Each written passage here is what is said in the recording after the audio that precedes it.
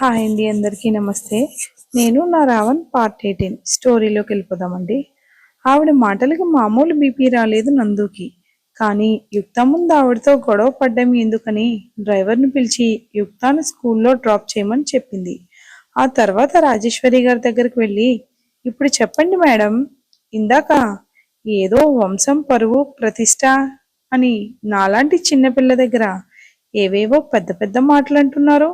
అసలు ఏంటి మేడం మీ సమస్య అంది. నా సమస్య నువ్వే అని వేరే చెప్పాలా? ఎందుకు నా మనవరాలితో అమ్మా అని పిలిపించుకుంటున్నావు? ఇక తన నోటి నుండి ఆ పిలుపు రావడానికి వీల్లేదు. నీకు ఎంత డబ్బు కావాలన్నా ఇస్తాను. నా మనవడిని, నా ముని మనవరాల్ని వదిలి వెళ్ళిపో అన్నారు రాజేశ్వరి గారు. నేను ఇక్కడ నుండి వెళ్ళడం అనేది వేరే విషయం మేడం.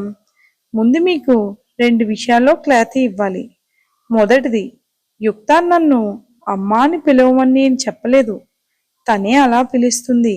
తను నాలో తల్లిని చూస్తుంటే నేను వద్దు అని చెప్పలేను కదా. పిలిచే తనకి పిలిపించుకునే నాకు లేని బాధ మీకేంటో నాకు అర్థం కావట్లేదు. ఇక రెండవది, పెళ్లి చేసుకుంటా అంటూ నేనెప్పుడు మీ మనవడి వెంట పడడం లేదు. ఆయనే నా వంట పడుతున్నారు. మీరు మొన్న చూశారుగా, మీ ముందే గదిలోకి తీసుకెళ్లి ఏం చేశారో.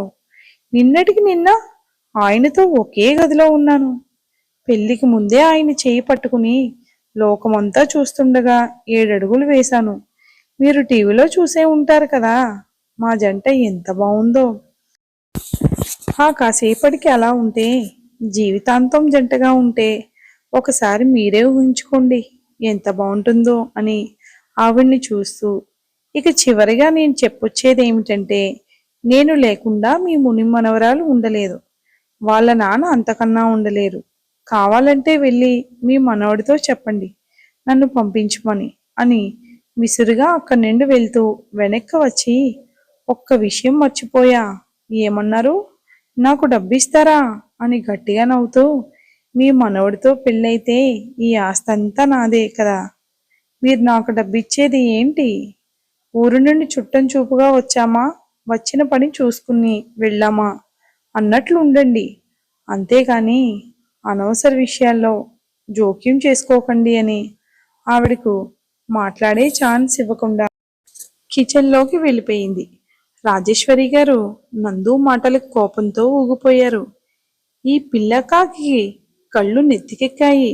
ఈ రాణి రాజేశ్వరితోనే పెట్టుకుంది. నన్ను పని చూసుకుని పొమ్మంటుందా? మీసం తిరిగిన మగాళ్ళు కూడా నా ముందు మాట్లాడాడని భయపడతారు. అలాంటిది ఈ పొగరబోతు పిల్ల నన్నే ఎదిరించి మాట్లాడుతుందా? ఇది కనుక దేవు పెళ్ళమైతే నా ఆటలు సాగవు. దీన్ని ఏదో ఒకటి చెయ్యాలనుకున్నారు కసిగా. ఏంటి నందు, మంచి హిట్ మీద ఉన్నావు అన్నాడు శివ సీరియస్గా కిచెన్లోకి వచ్చిన నందుని చూస్తూ.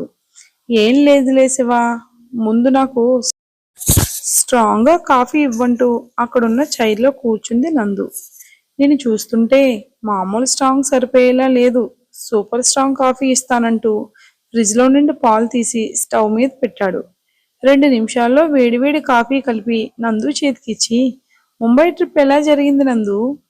ఏ మాటకా మాట, నువ్వు నిన్న స్టేజ్ పై నడుస్తుంటే చూడ్డానికి 2 కళ్ళు సరిపోలేదంటే నమ్ము. చాలా బాగున్నావు చీరలో. నేను పెళ్ళంటూ చేసుకుంటే నీలాంటి అమ్మాయినే చేసుకుంటా. కొంచెం అలాంటి సంబంధాలు ఏమైనా ఉంటే చూసి పెట్టన్నాడు శివ. నీ కంటికి నేను పెళ్ళిళ్ళు బ్రోకర్లా కనిపిస్తున్నానా? వెళ్ళి నువ్వే వెతుక్కో ఓ. అసలే ఆ ముసల్దాన్ మాటలకు బీపీ ఎక్కి చస్తుంటే పెళ్ళంట పెళ్ళి అని కాఫీ తాగి కప్పు పక్కన పెట్టి చైలో కూర్చునుండి లేస్తుంటే మూర్తి అక్కడికి వచ్చి, నందు ఒక్క విషయం కూర్చో, నీతో మాట్లాడాలి అని నందుతో అని శివని చూస్తూ, రే శివ, నువ్వు కాసేపు బయటకు వెళ్ళన్నాడు. సరే బాబాయ్ అని శివ అక్కడి నుండి వెళ్ళిపోయాడు. శివ వెళ్ళాక మూర్తి నందు ముందుకు వెళ్ళి, నందు ఎందుకమ్మా పెద్దావిడితో గొడవ నీకు? ఆవిడ గురించి నీకు తెలియదు. పెద్దమ్మగారు సహస్రామ్మగారు కూడా ఆవిడని చూసి భయపడేవారు. అంతెందుకు దేవబాబు కూడా ఆవిడ మాటలకు ఎదురు చెప్పరు. అలాంటిది నువ్వు ఆవిడ్ని ఎదిరించి మాట్లాడుతున్నావు. నేను నీ మంచి కోసమే చెప్తున్నా. ఆవిడ ముందు కొంచెం తగ్గి ఉండు, 2 రోజులు ఓపిక పడితే చాలు, ఆవిడ వెళ్ళిపోతారా అన్నాడు. ఏంటి బాబాయ్ నువ్వు, వాళ్ళు భయపడ్డారని నేను కూడా ఆవిడకు భయపడాలా? మనం ఎలా భయపడుతూ ఉంటే ఆవిడ ఇంకా రెచ్చిపోతుంది. అయినా నేను మా ఇంట్లో వాళ్ళు చిన్న మాట అంటేనే పడను, అలాంటిది ఈవిడ నా తప్పు లేకుండా అన్ని మాటలంటే ఎలా పడతా? అందుకే ఆవిడకు గట్టిగా ఇచ్చాను. ఇక జీవితంలో నా జోలికి రాదు అంది నందు. అది కాదు నందు, ఆవిడ గురించి పూర్తిగా తెలిస్తే ఇలా మాట్లాడవు. అబ్బా ఆపు బాబాయ్, ఆవిడ గురించి ఎక్కువ హైప్ ఇవ్వకు. ఆవిడ గురించి పూర్తిగా తెలిసిన ఆవిడతో నేను ఇలానే ఉంటాను. కానీ నాకు ఒక డౌట్ బాబాయ్, ఆవిడ దేవిసారికి పెద్ద నానమ్మ అంటున్నారు కదా, కానీ ఇక్కడ ఆవిడ పెత్తనం ఏంటి? అయితే గీతే దేవిసార్ నానమ్మ గారు చెయ్యాలి, కానీ అసలు ఆవిడ కథ ఏంటి అంది. చెప్పాలంటే అదో పెద్ద కథ నందు అన్నాడు మూర్తి. పర్వాలేదు, ఎడిట్ చేసి కొంచెం చిన్నగా చెప్పు బాబాయ్ అంది నందు. నందు మాటలకు మూర్తి నవ్వుకుని, దేవ్ బాబు వాళ్ళ సొంత ఊరు మహాదేవపురం. ఆయన తాతగారు మహాదేవనాయుడు గారికి 2 భార్యలు. రాజరాజేశ్వరమ్మ గారు ఆయన మొదటి భార్య. ఆవిడికి 3 సార్లు ఆడ సంతానం కలగడం వల్ల వారసు కోసం సుభద్రాదేవి గారిని రెండో పెళ్లి చేసుకున్నారు. సుభద్రమ్మ గారి కొడుకు హరిదేవనాయుడు, ఆయన భార్య లలితాదేవి గారు, ఆయన కొడుకు మహాదేవ్ బాబు. మహాదేవ్ నాయుడు గారు పేరుకే ఆ ఇంటికి ఆ గ్రామానికి పెద్ద, కానీ పెత్తనమంతా రాజేశ్వరి గారి దగ్గరే ఉండేది. అందరినీ ఆవిడ కన్నుసన్నల్లో నడిపిస్తూ ఉండేది. ఆ ఊరి జనానికి ఆవిడ మాటే శాసనం. హరిదేవనాయుడు గారు సుభద్రమ్మ గారి కొడుకే అయినా ఆయన్ని పెంచి పెద్ద చేసింది రాజేశ్వరమ్మ గారే. ఆయనకు ఆవిడ చెప్పిందే వేదం. ఆ ఇంట్లో ఎవరు ఆవిడ గీసిన గీత దాటరు. మహాదేవనాయుడు గారు కాలం చేసిన తర్వాత హరిదేవనాయుడు గారు ఆస్తంతా వదిలి భార్య పిల్లలతో సహా హైదరాబాద్ వచ్చి వ్యాపారం చేయడం మొదలుపెట్టారు. ఆ తర్వాత ఇక్కడే స్థిరపడ్డారు. హరిదేవనాయుడు గారు ఇక్కడే ఉంటూ అక్కడ ఆస్తుల్ని పట్టించుకోవడం మానేశారు. కానీ రాజేశ్వరి గారు అక్కడ ఆ ఆస్తిని కాపాడుకుంటూ వచ్చారు. ఆవిడ ఆస్తి వారసుడైన హరిదేవనాయుడు గారితో పాటు ఆమె 3 కూతుర్లకు కూడా ఇద్దామని అనుకున్నారు. కానీ మహాదేవనాయుడు గారు ఆస్తి అంతా తన మనవడు సత్యదేవ్ పేరు మీద వీలునామా రాశారు. ఆ ఆస్తి దేవబాబుకి అతని వారసులు మాత్రమే చెందాలని ఉండడంతో ఆవిడ ఏం చేయలేకపోయాడు. అప్పటి నుండి ఆవిడ తన కూతుర్లకు అన్యాయం జరిగిందని హరిదేవనాయుడు గారి మీద కోపం, అసూయ పెంచుకున్నారు. కానీ ఆ విషయం ఆవిడికి తప్ప ఎవరికీ తెలియదన్నాడు మూర్తి. మరి నీకెలా తెలిసింది బాబాయ్ అంది నందు. నేను మొదటి నుండి ఇంట్లోనే పనిచేసేవాడిని కదా, సుభద్రమ్మ గారు చెప్తే విన్నాను. ఆ తరువాత హరిదేవనాయుడు గారు గుండెపోటుతో చనిపోయారు. కొడుకు పోయాడన్న బెంగతో కొన్నాళ్ళకు సుభద్రమ్మ కూడా చనిపోయారు. ఆ తర్వాత దేవబాబు వ్యాపారాన్ని చూసుకోవడం మొదలు పెట్టారు.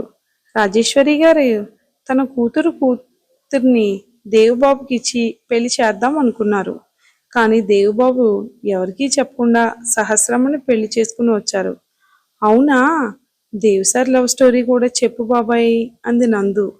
అది నాకు తెలియదమ్మా, నేను కూడా ఎప్పుడూ తెలుసుకునే ప్రయత్నం చేయలేదు. కానీ ఆవిడ చాలా మంచి అమ్మాయి. దేవబాబు సహస్రమ్మ జంట చాలా బాగుండేది. వాళ్ళ జంటను చూసి ఆ భగవంతుడు ఓర్వలేకపోయాడే ఏమో, ఆ యాక్సిడెంట్ రూపంలో వాళ్ళని విడదీశాడు. భార్యతో పాటు కన్న తల్లిని కూడా పోగొట్టుకున్నారు అన్నాడు. బాబాయ్, అసలు ఆ యాక్సిడెంట్ ఎలా జరిగింది అంది నందు. అది అంటూ అతను ఇంకా చెప్పబోతుంటే శివ అక్కడికి వచ్చి, నందు, దేవిసార్ పిలుస్తున్నారు అన్నాడు. ఛా, కథ మంచి ఇంట్రెస్టింగ్గా ఉన్న టైంలో నువ్వేంటి శివ, సార్కి ఏం పనిలేదా, ఎందుకు పిలుస్తున్నారు నన్ను అంది. నాకేం తెలుసు, వెళ్ళి ఆయన్నే అడుగు అన్నాడు శివ. అడుగుతా, నాకేమన్నా భయమా అని కిచెన్లో నుండి బయటకు వెళ్ళి ఆఫీస్ రూమ్ వైపు నడుస్తూ బుగ్గపై వేలు చుట్టి, ఇంతకీ రాక్షసుడు నన్ను ఎందుకు పిలిచాడు అనుకుని మళ్ళీ అంతలోనే పోనీలే ఎలానో ఇంటికి వెళ్దాం అనుకుంటున్నా కదా పనిలో పని పర్మిషన్ అడుగుతా అనుకుని ఆఫీస్ రూమ్లోకి వెళ్ళింది. దేవ్ లోనికి వచ్చిన నందుని సీరియస్గా చూస్తూ నానంతో ఏం చెప్పావు అన్నాడు. ఆవిడతో నేనేం చెప్పా సార్ అంది నందు. నేను పెళ్లి చేసుకుంటా అంటూ నేను నీ వెంట పడుతున్నానని చెప్పావా లేదా అన్నాడు గట్టిగా. వాయమ్మో వీడికి నేను ఆ ముసలిదాంతో చెప్పింది ఎలా తెలిసింది ఇప్పుడెలా అని మనసులో అనుకుని అంటే సార్ అది నందు దేవుతో తను నిజంగా ప్రేమిస్తున్నానని చెప్తుందా ఏంటి అనేది మనం తర్వాత వీడియోలో చూద్దామండి. వీడియో నచ్చినట్లయితే లైక్ చేసి సబ్స్క్రైబ్ చేయండి. తప్పక డైలీ ఫాలో అవ్వండి. Thanks for watching.